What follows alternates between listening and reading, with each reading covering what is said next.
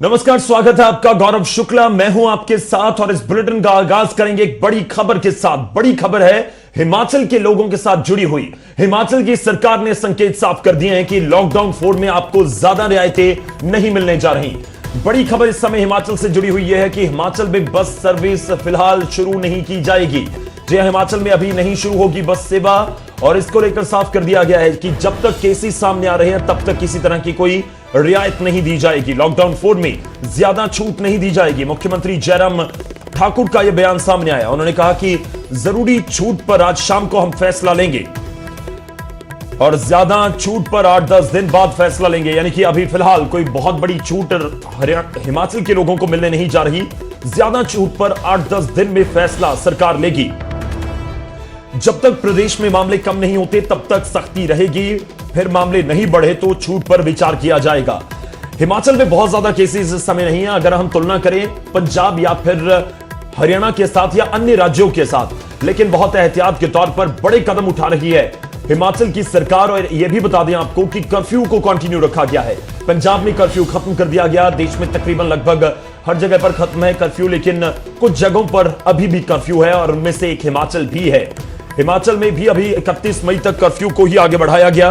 और इस बीच आपको यह भी बता दें कि मुख्यमंत्री जयराम ठाकुर ने संकेत दिए हैं, स्पष्ट किया है कि जब तक मामले सामने आने बंद नहीं होते या कम नहीं होते तब तक सख्ती रहेगी, तब तक कोई भी आपको छूट या हिमाचल वासियों को कोई छूट नहीं मिलेगी। 4.0 शुरू हो गया आज से और अभी तक हमने जो यथावत जो स्थिति है उसको ही कायम रखा है। आज शाम को हम बैठ करके थोड़े कुछ विषयों पर चर्चा करेंगे और उस पर चर्चा करने के बाद कुछ आंशिक परिवर्तन उसमें रिलैक्सेशन की दृष्टि से कुछ हो सकते हैं, उनसे मना नहीं किया जा सकता है। और मैं समझता हूं कि अभी हिमाचल प्रदेश में हमको और ज़्यादा सख्ती के साथ कुछ वक्त काम करने की आवश्यकता है कि अगर मामले बढ़ते हैं तो कुछ वक्त तक हमको बहुत रिलैक्सेशन पर हम नहीं सोच रहे हैं। और अगर स्थिति 8-10 दिन तक ठीक रहती है तब तक के लिए हमारे वो जितने बाहर से आए लोग होंगे वो सेटल हो जाएंगे। उनके जो टेस्ट वगैरह करने की जो प्रक्रिया होगी, क्वारंटीन होने की जो प्रक्रिया होगी, उसके बाद हमको अगले कदम उठाने की आवश्यकता रहेगी। तो मुख्यमंत्री साफ कर रहे हैं कि 8-10 दिनों में अगर मामले कम होते हैं या फिर आने बंद हो जाते हैं उसके बाद छूट पर विचार किया जाएगा। सीधा रुख करते हैं प्रदीप ठाकुर हमारे सहयोगी इस समय शिमला से हमारे साथ जुड़ रहे हैं। प्रदीप, समझना चाहेंगे आपसे, मुख्यमंत्री इस समय साफ संकेत दे रहे हैं कि छूट तो ज्यादा राज्य के लोगों को नहीं मिलेगी। जानना चाहेंगे कि आज जो फैसला लिया जा सकता है छूट को लेकर, उसमें क्या कुछ छूट दी जा सकती है? क्योंकि बहुत सारे राज्यों में तो कर्फ्यू में छूट दे दी गई, लेकिन हिमाचल में कर्फ्यू को भी कंटिन्यू किया गया। क्या कुछ जानकारी आपके पास प्रदीप? बिल्कुल गौरव, देखिए अगर जो मुख्यमंत्री जयराम ठाकुर ने जो आज ये बात कही है और प्रदेश सरकार का भी ये मानना है कि अभी जो है सख्ती वो बरकरार रहनी चाहिए जब तक कि मामले जो है वो थम नहीं जाते हैं, मामले आना थम नहीं जाते हैं या फिर मामले आना रुक जाते हैं। और इसमें ये बात भी देखी जाएगी कि जो बाहर से प्रदेशों से जो लोग हिमाचल प्रदेश आ रहे हैं और करीब 66,000 लोग ऐसे हैं जो बाहर से आना चाहते हैं। ऐसे में अगर वो प्रदेश में आते हैं तो क्या उनकी वजह से कोई जो है उनमें कोई कोरोना पॉजिटिव तो नहीं पाए जाते हैं, और अगर वो पॉजिटिव जो है कम संख्या में पाए जाते हैं तो उसके बाद 8 या 10 दिन बाद सरकार विचार करेगी कि जो है जो छूट है वो बढ़ाई जानी चाहिए। फिलहाल ये मुख्यमंत्री की तरफ से साफ किया गया है कि आंशिक छूट दी जाएगी। आंशिक यानी यही हो सकता है जो आज बैठक हो रही है, क्योंकि इस वक्त एक बैठक मुख्यमंत्री की उद्योग विभाग को लेकर हो रही है और उस बैठक के तुरंत बाद जो है वो डीसीएसपी के साथ बैठक होगी, अधिकारियों के साथ बैठक होगी। उसमें जो प्रदेश में कर्फ्यू में जो ढील का समय है वो 7 घंटे का प्रदेश में रखा गया है। उसमें चर्चा ये भी है कि उस ढील को थोड़ा बढ़ाया जा सकता है, 1-2 घंटे की जो ढील है वो बढ़ाई जा सकती है। और इसके साथ साथ जो छोटा मोटा ट्रांसपोर्ट है वो भी जो है शुरू किया जा सकता है। खासतौर पर जो रिक्शा है, ऑटो रिक्शा है, उनको छूट दी जा सकती है। जो सोशल डिस्टेंसिंग के साथ जो है वो आना जाना उनका हो सकता है। हालांकि प्रदेश में जो सारे कामकाज है वो फिलहाल शुरू हो चुके हैं, चाहे उद्योगों की बात है या फिर बाकी दुकानों की बात है, वो भी सभी दुकानें प्रदेश में खुली है। केवल जो सैलून है उनको छोड़कर या मल्टीप्लेक्स है और इन चीजों को छोड़कर बाकी दुकानें जो है वो खुल चुकी है। लेकिन उसमें भी ये देखा जाएगा कि क्या कोई और आर्थिक गतिविधियां जो है वो बढ़ाई जा सकती हैं। लेकिन क्योंकि हिमाचल प्रदेश में कर्फ्यू है, इसलिए कर्फ्यू की जो ढील है उसमें ही थोड़ा बहुत अंतर जो है वो रखा जाएगा। और उसके बाद जो है सरकार निरंतर जो है लगातार देखेगी कि मामले ज्यादा तो नहीं आ रहे हैं इस वक्त, क्योंकि 33 मामले एक्टिव केस हिमाचल प्रदेश में हैं और 80 कोरोना मामले टोटल हो चुके हैं।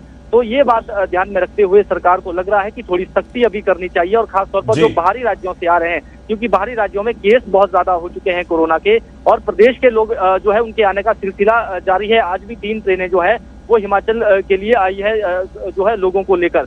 तो ऐसे में उनकी वजह से कोई ज्यादा मामले ना आए, उस पर पूरा फोकस रहेगा, फिर जाकर कोई अगला फैसला किया जाएगा। जी प्रदीप, मैं एक और चीज आपसे समझना चाहूंगा कि जिन इलाकों में या जिलों में ज्यादा केसेस हैं, क्या वहां पर कोई विचार किया जा रहा है कि वहां पर किसी तरह की सख्ती के बाद जो जहां पर बिल्कुल कोई केस नहीं है वहां पर छूट दे दी जाए?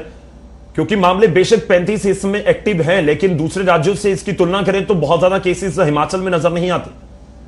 बिल्कुल आपने सही कहा, हालांकि ज्यादा मामले नहीं है, लेकिन सरकार इस बात से थोड़ा भयभीत है कि जो बाहर से लोग आ रहे हैं उनकी वजह से मामले ज्यादा ना बढ़े, क्योंकि ये जो 33 मामले भी हैं ये वो मामले हैं जो बाहर के लोग आए हैं उनकी वजह से जो है वो लोग संक्रमित हुए हैं।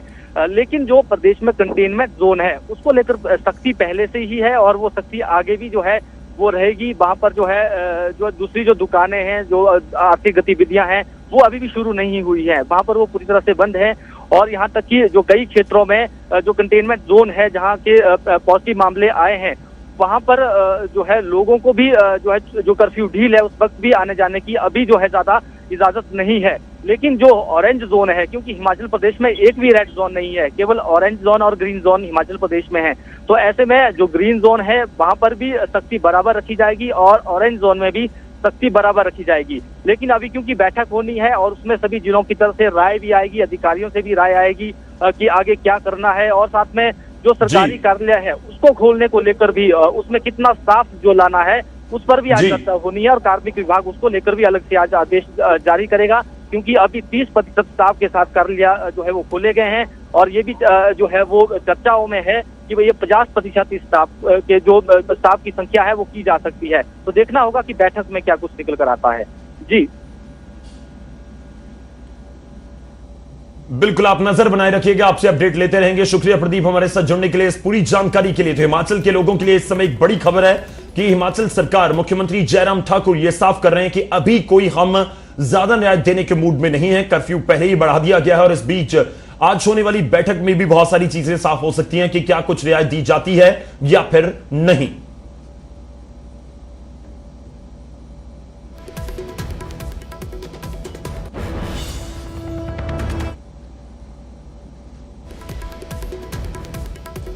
हिमाचल के बाद अब रुख करेंगे हरियाणा का, और हरियाणा में लॉकडाउन 4.0 को लेकर मंथन जारी है। जहां मुख्यमंत्री मनोहर लाल की अध्यक्षता में एक बैठक हुई है, और बैठक में चौथे चरण को लेकर रणनीति पर चर्चा की गई कि क्या कुछ रणनीति लॉकडाउन 4.0 को लेकर रहनी चाहिए हरियाणा में, और किस तरह की रियायती दी जाए और क्या कुछ बढ़ाया जा सकता है।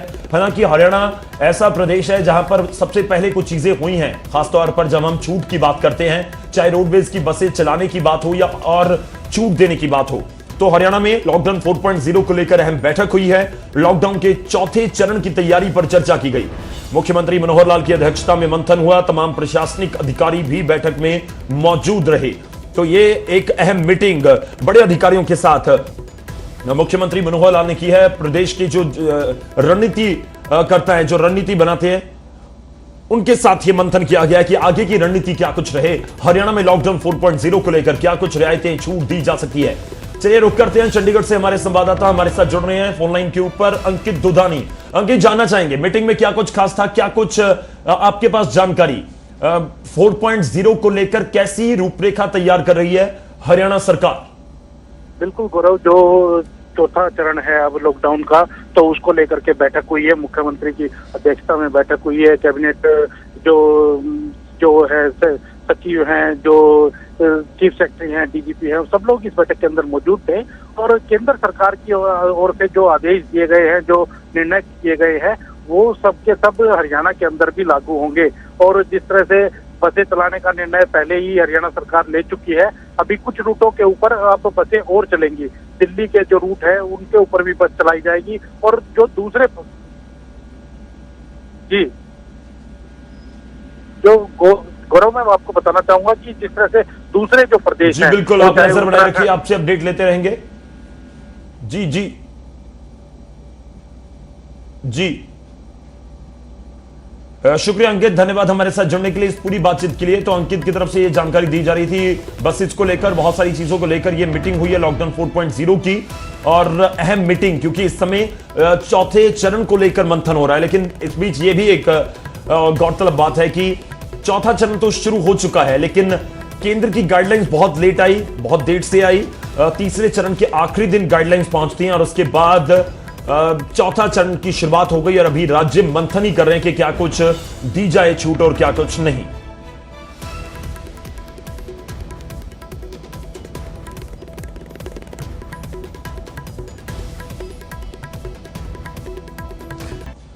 तो अब सवाल तो यही है कि इन मजदूरों की व्यथा को कोई समझ भी पा रहा है या फिर नहीं, या हर किसी को लगता है कि जिस राज्य में वहीं पर रहने दीजिए, वहीं पर इनको रोक दीजिए, अपनी जिम्मेवारी यहीं पर पूरी हो जाएगी। खैर, मजदूर हैं और यही प्रवासी हैं जो सबके लिए बहुत बड़े बड़े घर बना देते हैं। हर इमारत में इनके पसीने की ही कहीं ना कहीं बड़ा योगदान होता है। इस बीच आगे बढ़ते हैं, एक बड़ी खबर इस समय आ रही है हमीरपुर हिमाचल प्रदेश से, जहां पर लॉकडाउन 4.0 के पहले दिन ही कोरोना के 5 नए मामले सामने आए हैं। जी हां, 5 नए मामले सामने आए हैं हमीरपुर से। बड़ी खबर इस समय आपको बता रहे हैं हिमाचल के हमीरपुर से बड़ी खबर। हमीरपुर में कोरोना के एक साथ 5 नए केस। मझोल सुल्तानी पंचायत में 2 कोरोना पॉजिटिव पाए गए हैं। नादौन की भूनी, गलौड़ की फाहल में भी नया केस है। हमीरपुर में अब तक कोरोना के 12 पॉजिटिव मामले हो चुके हैं। तो लॉकडाउन 4.0 का पहला दिन है। उम्मीद यही लोग कर रहे थे कि अब केसेस कम होते जाएंगे और रियायतें मिलती जाएंगी, छूट बढ़ती जाएगी। लेकिन इस बीच बड़ी खबर हमीरपुर से आपको बता रहे हैं, कोरोना के एक साथ 5 नए केस सामने आए हैं। मझोल सुल्तानी पंचायत में 2 कोरोना पॉजिटिव लोग पाए गए हैं और नादौन की भूनी, गलौड़ की फाल में भी नया केस सामने आए। रुक करते हैं, इस समय हमारे साथ सहयोगी हमारे हमीरपुर से जुड़ रहे हैं जसबीर कुमार। जसबीर, जानना चाहेंगे क्या कुछ आपके पास जानकारी जी, ये जो लोग पाए गए हैं कोरोना पॉजिटिव, क्या ये बाहर से आए थे, राज्य के बाहर से आए थे, क्या कुछ इंफॉर्मेशन आपके पास? जी गौरव, बिल्कुल सही कहा कि 5 नए मामले आए हमीरपुर में। और आपको बताएं कि ये जो मामले हैं ये बाहरी जो राज्यों से लोग आए उनके प्राइमरी कॉन्टेक्ट बताए जा रहे हैं। फिलहाल इस बात की पुष्टि प्रशासन अभी नहीं कर रहा है, लेकिन जो अपडेट हमारे पास पहुंचे तो सीएमओ जो हमीरपुर के अर्चन सोनी है, उनका कहना है कि 5 नए मामले हमीरपुर में एक्टिव पाए गए हैं और फिलहाल इसके बारे में पूरी पड़ताल की जा रही है कि ये कहाँ से इनकी ट्रैवल हिस्ट्री क्या थी, इसके बारे में पता किया जा रहा है। आपको ये बता दूं कि अभी तक जो टोटल आंकड़ा है हमीरपुर का 14 केस हो गए हैं कोरोना पॉजिटिव के, और इसमें से अभी तक 11 केस एक्टिव चले हुए हैं। तो जो 5 केस आए हैं इससे हमीरपुर पूरे प्रदेश में अब 2nd नंबर पे पहुंच गया है, जो कि कोरोना के सबसे बड़े मामले यहाँ पे आए हैं। जी,